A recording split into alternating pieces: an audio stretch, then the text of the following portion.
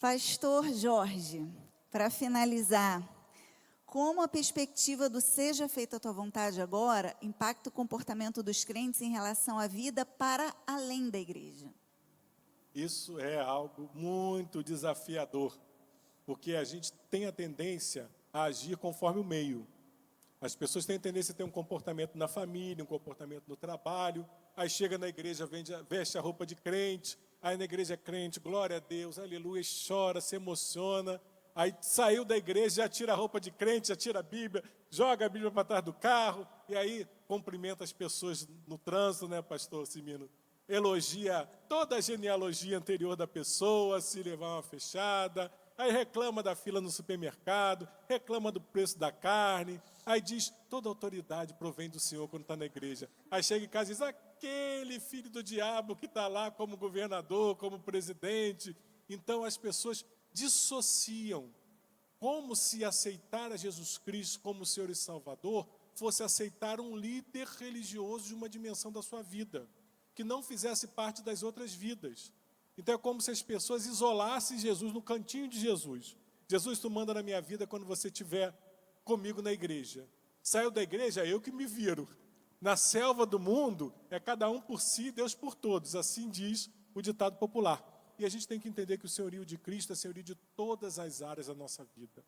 Então, seja feita a sua vontade, seja feita a sua vontade na igreja, seja feita a sua vontade no meu trabalho, seja feita a sua vontade na minha relação com os vizinhos, com os condôminos, com o síndico do prédio, com o zelador, seja feita a sua vontade com quem me fecha na rua, seja feita a sua vontade com o colega do trabalho que está me passando a perna, com o chefe que está atrasando o meu pagamento, com o cara do supermercado que está me vendendo um pãozinho a R$2 a unidade, semana passada me vendeu a 1. Então, eu não posso achar que Jesus Cristo está fora de alguma área da minha vida.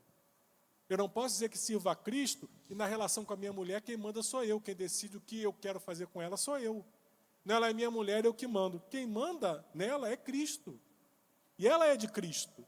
Então eu tenho que cuidar dela, e a Bíblia diz, né, a Bíblia é muito rigorosa com os homens, porque diz o seguinte, você tem que amar a mulher como Cristo amou a igreja. Então a gente tem que entender que eu não posso fazer a pergunta qual é a vontade de Deus somente no que diz respeito à dimensão religiosa. Eu tenho que fazer a pergunta, qual é a vontade de Deus em relação a todas as dimensões da minha vida. E não é só fazer a pergunta quando eu estou em dúvida.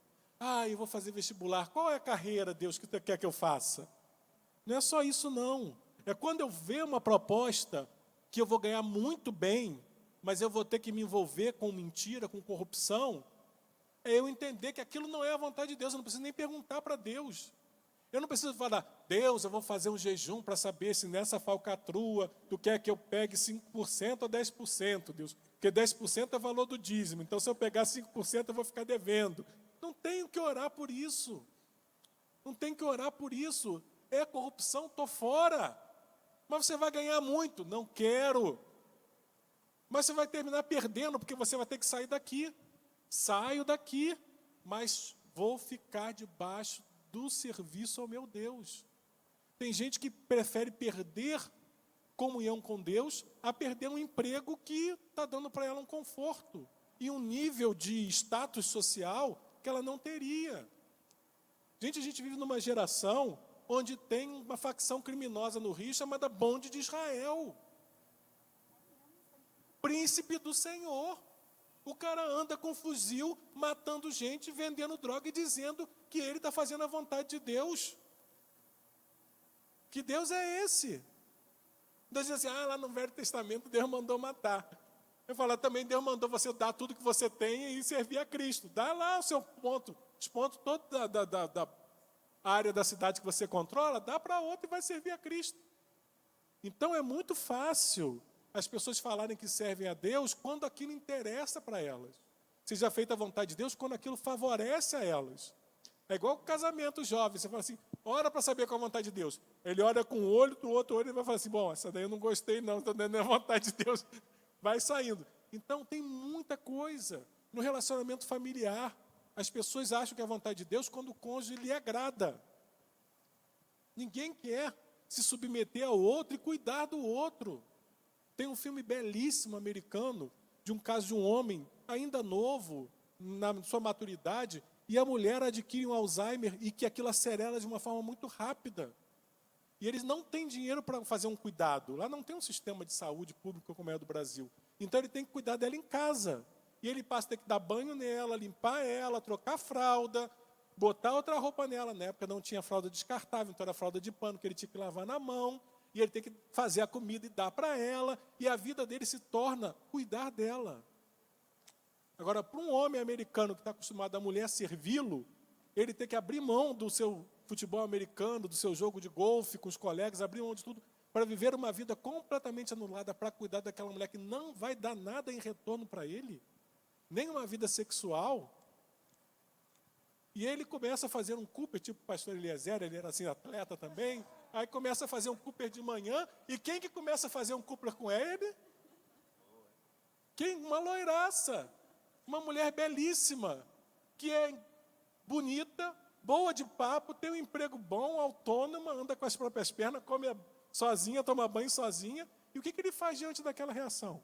E não vou contar para vocês verem um filme depois, mas são desafios de fazer a vontade de Deus que estão no cotidiano que às vezes a gente não enxerga. Qual é a vontade de Deus?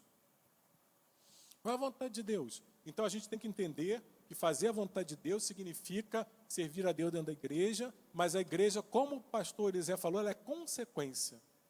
Você serve a Deus dentro de uma igreja quando você serve a Deus do lado de fora. Se você não serve a Deus do lado de fora, não adianta você ficar aqui fingindo que é crente. Usar roupa de crente, usar adesivo de crente, cantar música de crente, comprar uma Bíblia de crente, porque não adianta, porque a Bíblia diz, apartai-vos de mim, porque eu não vos conheço. E na lista que Jesus não fala, porque você não foi na igreja, que você não fez a mise-en-scène toda. Jesus fala, porque você não fez a minha vontade fora, com quem não me conhecia. Então essa é a vontade de Deus, que a gente sirva a Ele aonde a gente estiver.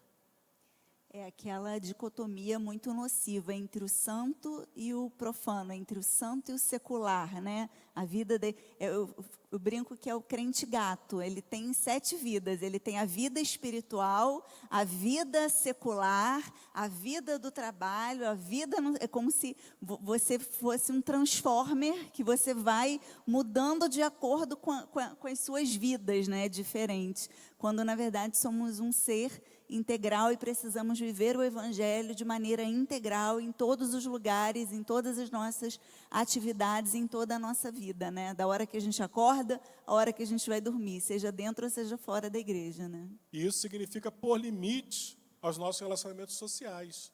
Então, você é uma pessoa social, eu vou participar dos eventos, eu não vou me isolar, eu não vou virar um eremita e ir lá para cima do cume do monte de Horebe e ficar lá orando 500 vezes por dia. Não, eu vou viver em sociedade, mas eu vou ter limites.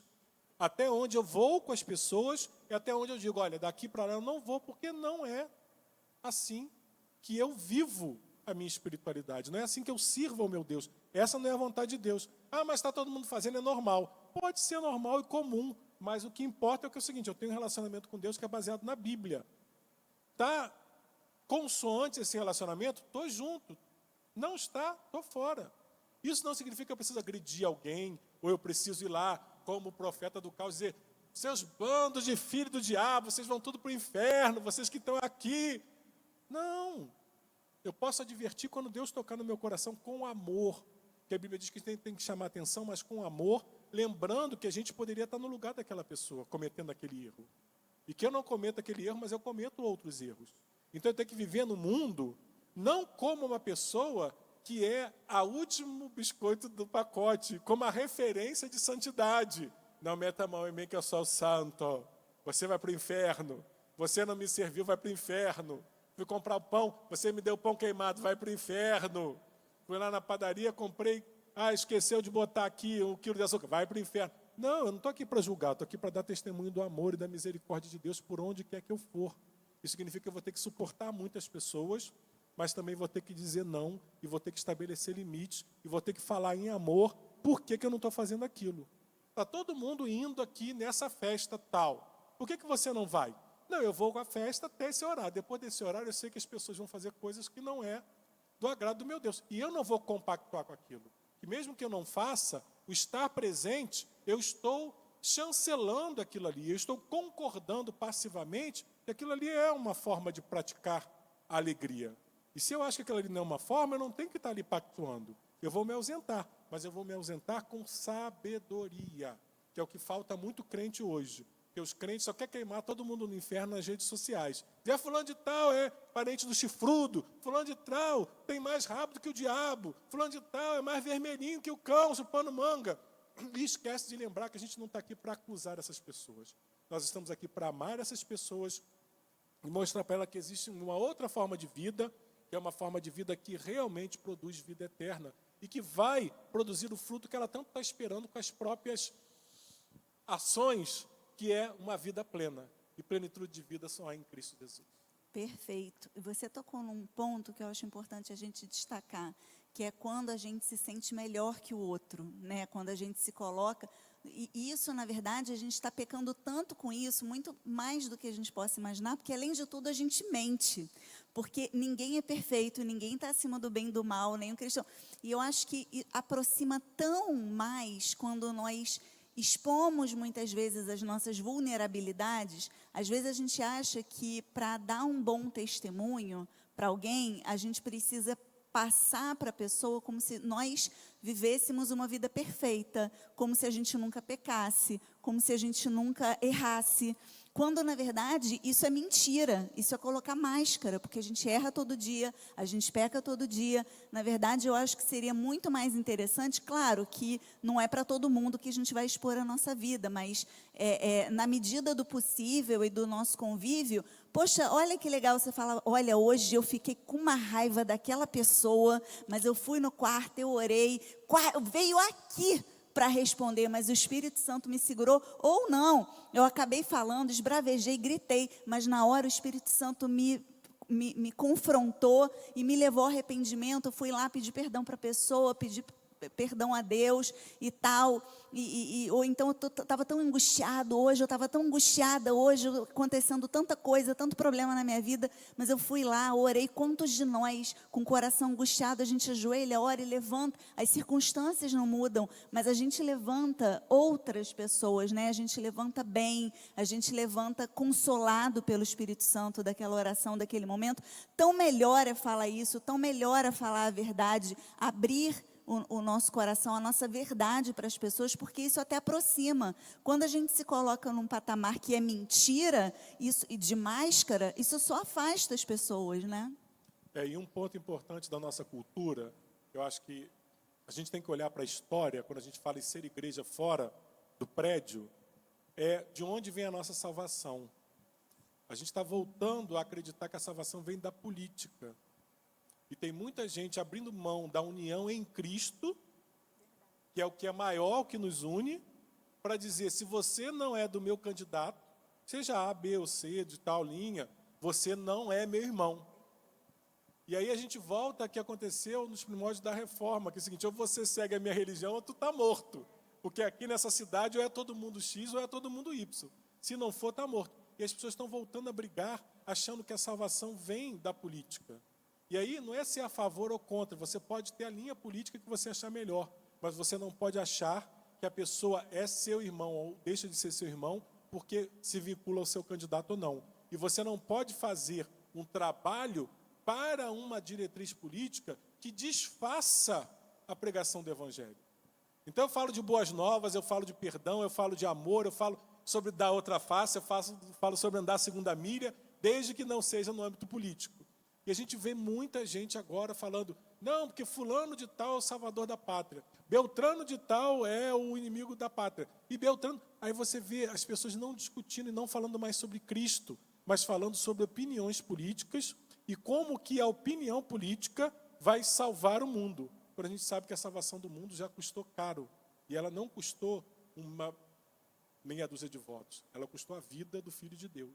Então nada substitui o senhorio de Cristo. E se a gente tiver de abrir mão do nosso partido político, do nosso candidato, para servir a Cristo, vamos abrir mão do nosso candidato, do nosso partido político, para servir a Cristo. Porque Deus falou no povo de Israel que não queria rei, porque sabia que o povo ia se comportar como as outras nações. E o povo encheu a paciência de Deus até conseguir um rei. E quando conseguiu o rei, começou a se comportar como as outras nações. E várias vezes pecou porque o rei pecava. E para eles a palavra do rei era mais importante do que a Torá, do que a lei de Deus. E a gente tem que trazer de volta a importância e a primazia de Cristo através da importância e da primazia da sua palavra, independente do sistema econômico, político, partidário, ou seja lá o que for. Amém. Muito bom. Glória a Deus.